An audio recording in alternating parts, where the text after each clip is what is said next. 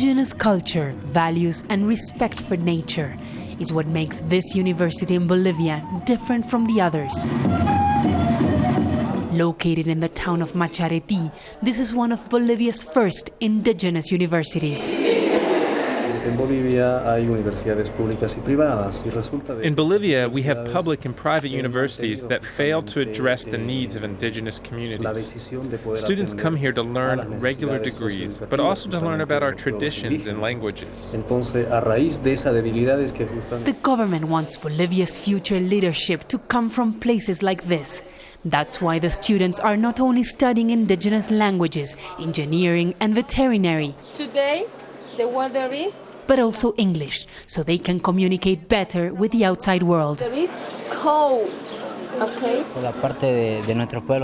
It's very important to me to come to a university that respects indigenous groups because before, we were excluded.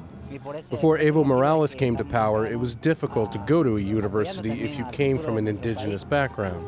Since he took office, Evo, as many here referred to Bolivia's first indigenous president, has tried to readdress imbalances in this majority indigenous nation, which has traditionally been ruled by members of the white elite. Last January, a new constitution was approved that stresses out the importance of ethnicity in Bolivia. Since then, universities like this one have become a top priority for the government. Evo Morales wants to make sure that people are proud of their origins and that they forget about the discrimination they faced. But it's not only education. Since Morales took office, indigenous groups have come to play a much bigger role in this country's politics and social life.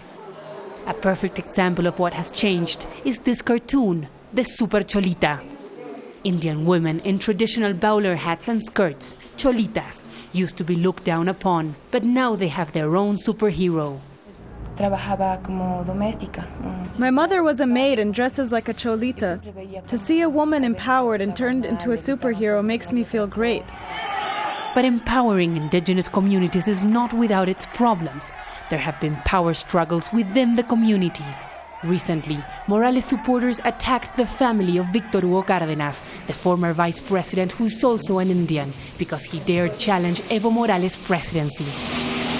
Hay una tendencia por parte de quienes manejan el aparato del gobierno. There is a permanent attitude to attack those who challenge Evo Morales or question his authority as father of indigenous rights. Immediately they send groups to clash with them, so the votes of the Indians are not divided. Supporters of the president justify the attacks on opponents. They say Morales is entitled to take a hard line because of the decades of persecution that indigenous communities have endured. Teresa Bo, Jazeera, Machareti, Bolivia.